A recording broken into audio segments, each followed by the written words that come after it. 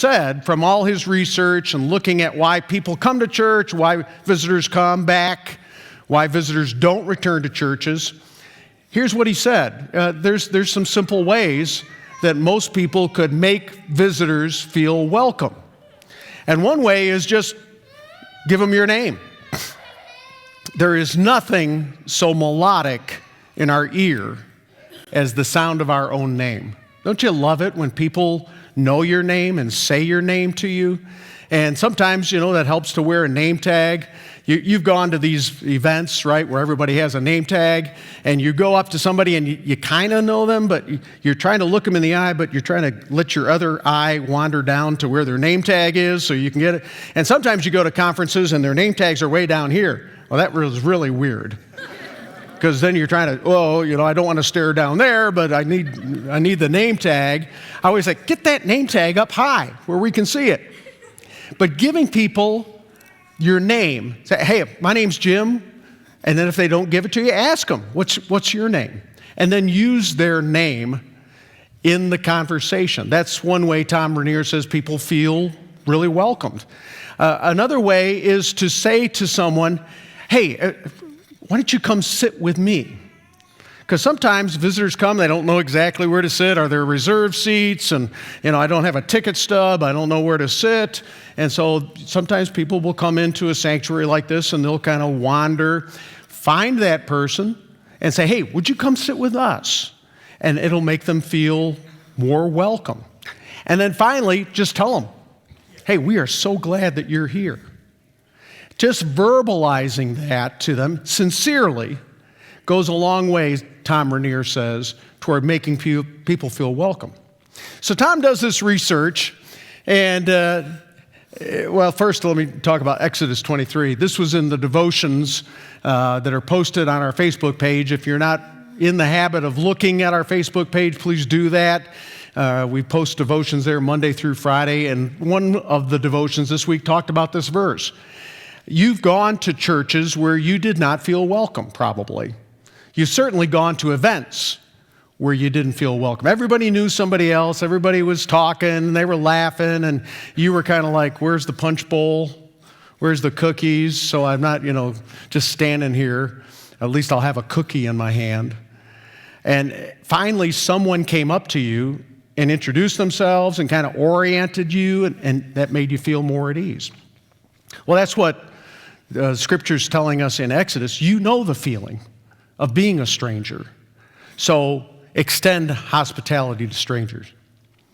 So here's Rainier's conclusions. 10 reasons he said visitors don't come back to church.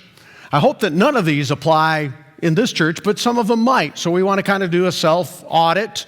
What do we think? How are we doing on this? So one is the stand and greet was unfriendly and awkward. Now, last week, my sister-in-law and brother-in-law came and visited. They sat down here. And so we went to lunch at Applebee's. I invited them to come. And afterwards, I said, did you guys have any reactions, any thoughts about the service? Things that we could do better or different? And Karen said, well, I noticed you don't do meet and greet, and we really like that at our church. And I said, well, it's interesting you say that, Karen, because the book I'm reading about by Tom Rainier says that 9 out of 10 visitors hate that because they feel awkward. And sometimes it's meet and greet, but they're just standing there. Nobody came over to meet and greet them. And that makes it feel really awkward. So 6 or 7 out of 10 church people like the meet and greet. 9 out of 10 visitors hate it. And they don't go back if they have an awkward experience with the meet and greet. We're getting a lot of amens this morning. No one spoke to us. Boy, hopefully that never happens.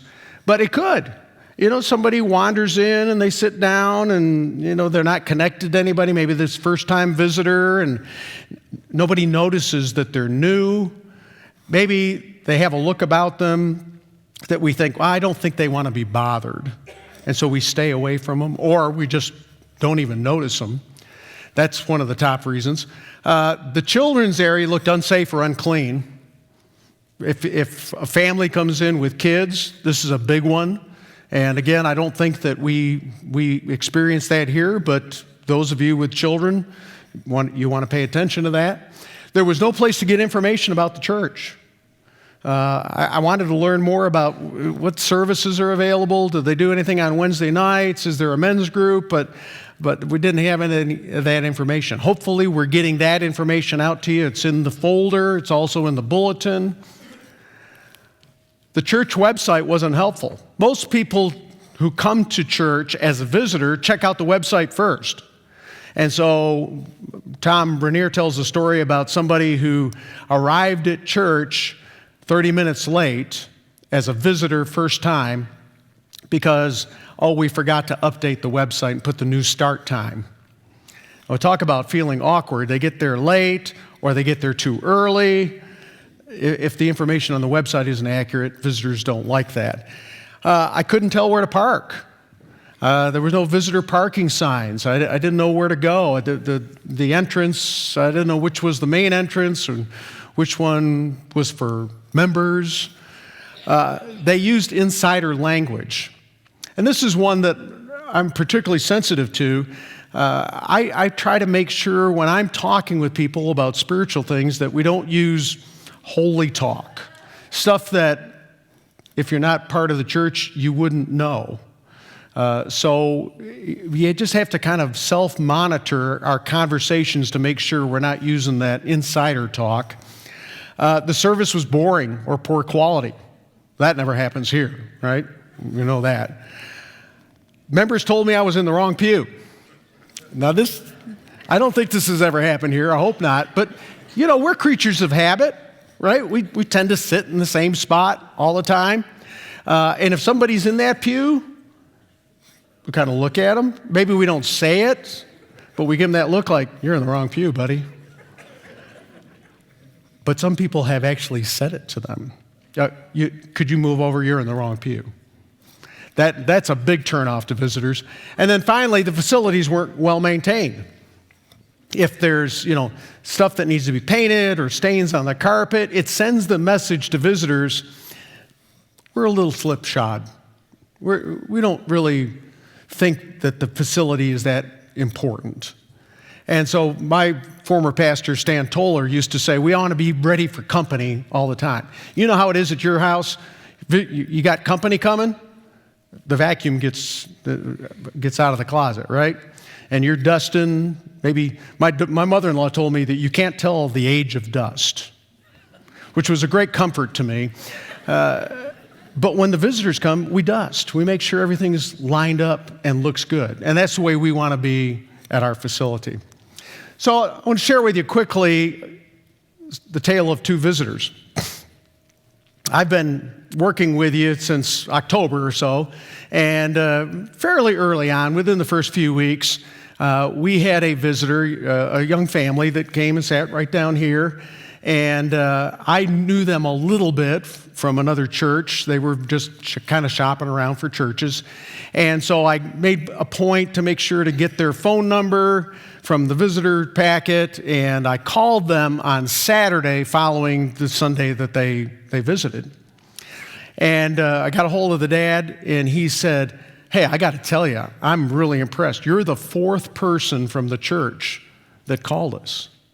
You guys are really doing great reaching out to visitors. And I felt really good about that. I thought that speaks well of the church. About a month later, I had a phone call, a message from a lady, and she was going to come visit the church, but I didn't get the message till Monday, and so she had come on a Sunday, and so I called her on that Monday, and I said, hey, I'm sorry I didn't get your message before Sunday. Were you able to make it? And she said, yeah, we did come. And I said, well, tell me what your experience was like. And she said, well, the person that greeted us at the door was very friendly. We met you in the foyer, and you were very friendly. But then we went in the sanctuary, and nobody talked to us. And it was just, there was a talk about a connection Sunday, but nobody connected with us. And she said, I'm just going to be honest with you, we probably won't be back. And I said, well, I hope you'll give us another shot. We want to do better. We're trying to do better.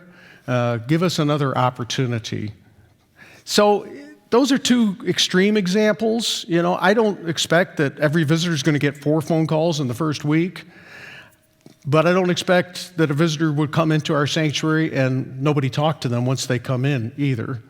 So we've got to find a way to get out of our comfort zone. And it will take a little bit of work. Some of you are more introverted by nature, and you think, well, that's not my thing. I'm not an usher. I'm not a greeter. I'm not a church board member. I'm not a staff member, so that's somebody else's job. But I'm deputizing all of you to be visitor greeters. We'll talk about that a little bit more in a minute. So, top 10 reasons why do people come back to church? So these are things we would want to do. Someone asked me to sit with them. This is what Tom Rainier's research indicated. I don't know that I've ever asked anybody to come sit with me. It would feel like maybe I was trying to be too pushy. But people, according to the survey that Tom took, people like to be invited by a church member to come sit with them. People introduce themselves to me. They didn't just say, hey, how you doing? Glad you're here. My name's Jim. This is the first time. And it could be that you're greeting somebody who's been here a while. So usually what I'll say is, hey, my name's Jim. I'm sorry if maybe I haven't met you before, but is this your first time or have I just missed you before? So be sure to introduce and use their name, get their name. The signage was unclear or not understandable. Or the signage was clear and understandable. I knew where to park. There was a clearly marked welcome center. I knew where to go. This is a really interesting story, Rainier said. There's a church that he studied that had a welcome center, and they gave each visitor a gift, a coffee mug. I got to tell you, I got a lot of coffee mugs. I don't really need another coffee mug, but this is what this church gave, a coffee mug with the church logo on it. And the pastor followed up with those visitors after a few weeks, and he saw the coffee mug in their kitchen. And he commented on, I see you've got our coffee mug. She goes, you know what? We've left that out. It's a reminder to us to make sure we go to church every Sunday. Good. So a simple thing like a coffee mug at a welcome center could make the difference. The kids love the children's area. And Pastor Kim does a great job with our children's church and with our children's ministry. And so I know the kids at our church, I hope visitor kids too, feel welcome. The children's area was clean and secure. They had a check-in like we do. That's important to visitors. The guest parking was clearly marked. There was no awkward meet and greet. The members were not pushy. Now, remember we talked about being gently persistent. You may have to push over that speed bump of hesitation a little bit. When you invite somebody to have lunch with you afterwards, they may say, no, thanks. No, please, we would love to have you. And maybe with that second ask, you'll get a positive response. And the guest card was easy to complete. You would think that was not, would that be a big deal? But to some people, yeah, if there's too many lines or they want too much information. Visitors they come to church services seeking something. They're looking to make a connection. They may not be looking for spiritual insight yet, but hopefully they'll get there. But there's something that a visitor is seeking, and we want to make sure that we connect with them in a way that's meaningful to them. So, here's the so what part of the sermon. What can you do? And I want to invite you to come this evening, 6 o'clock, for our evening service. For the next week is Connection Sunday, so we don't have next Sunday evening service. But every other Sunday this month in the evening service, I'll be speaking and sharing in a little more detail about what we're talking about here. How can we be a more welcoming church? And so if you're a greeter, if you're an usher, a church board member, if you're an attender, if you're sitting in a pew right now, you're part of it. So come tonight and we'll delve in a little bit more detail. You could decide to be a visitor friend. We're not going to give you a badge. We're not going to deputize you. You're not going to have a swearing-in ceremony. just make a decision yourself. I'm going to take this area that I sit in. These 5 or 6 pews, that's going to be my area. And if anybody comes in this area that I don't know, I'm going to make a point of visiting with them and getting their name and maybe even inviting them to lunch. Or I'm going to stand in the foyer. I'm going to be somebody that's on the lookout for visitors, somebody that I don't know. I'm going to be like a heat-seeking missile, but no explosives, right? I'm going to be attracted to that person and find out, hey, would you like to come sit with us? So decide that you're going to do that. Be on the lookout for visitors. You have to actively engage. Introduce yourself. Give your name. You don't have to give your whole name. You can give your first name that people won't maybe be able to remember the whole name, but my name's Jim. Always pause. I think that's a good thing I learned in a Dale Carnegie course. Hi, my name is Jim. And say it clearly, understandably, so people can connect with it. Ask them to sit with you. Invite them to lunch. And again, you might get a little bit of hesitation, but push through that. And then finally, tell them affirmatively, I'm so glad you're here. And be sincere about it. Now, one of the things Rainier talked about in his research is that people have phony detectors that are pretty effective. And they know if you're just kind of going through the motions. So I used to go to a lot of receptions, and people, you would shake hands with them, but they were looking over your shoulder to the next person they wanted to be talking to. They were saying, how do you do, but they really weren't interested in you. They were looking for that next more important person. Don't greet a visitor like that.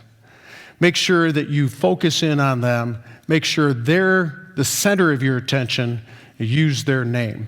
I think these are all manageable things that we can do. So back to Rainier's kind of capsule summary, what can we do to really make people feel welcome, to be a welcoming church? And one is use their name. Learn their name, get their name, use their name, and give them your name. Secondly, ask them to come sit with you. And, if they don't, you don't want to be pushing. No, you're coming with us. You don't want to drag them to your seat, but make it feel welcomed where they would come sit with you. And then finally, express that to them. Tell them, we want you here. We're glad you're here. We're so thankful that you chose to come visit us. There's great opportunity for us, I think, with however many folks come and visit us each Sunday. Like I said, the average church maybe has 4 visitors that come every Sunday. Well, think about that over the course of a year. The multiplied opportunity that is here. And we want folks not to just be, one-shot visitors. We want them to feel welcome so that they continue to come back and become part of this community. And in a couple of weeks, I'll be back. We'll talk about why we want people here. It isn't just to, so we can get a count. We're not interested in attendance numbers. We're interested in connecting with people for eternal purposes. So let's pray. Then I'm going to invite Dr. Cooper to come and talk to us about the second part of our service. Father God, thank you so much that while we were yet visitors, you reached out to us. We were strangers and alienated from you, but you didn't keep us at arm's length. You opened your arms and your heart to us, and you invited us to come sit with you. So I pray that we will do that we will be a welcoming church for your kingdom, for your glory, and so that others would come to know the power of Jesus Christ in their lives. Father, I pray for any person who's visiting us this morning, that they will feel welcome, that they will know that they've got a home here if they choose to. And help all of us, Father, even if we are a little bit uncomfortable or awkward or feel introverted about this, push us out of our comfort zone for your name's sake. We commit this to you in the strong name of Jesus. Amen. Dr. Cooper? All right. Come right up. Sneaked up.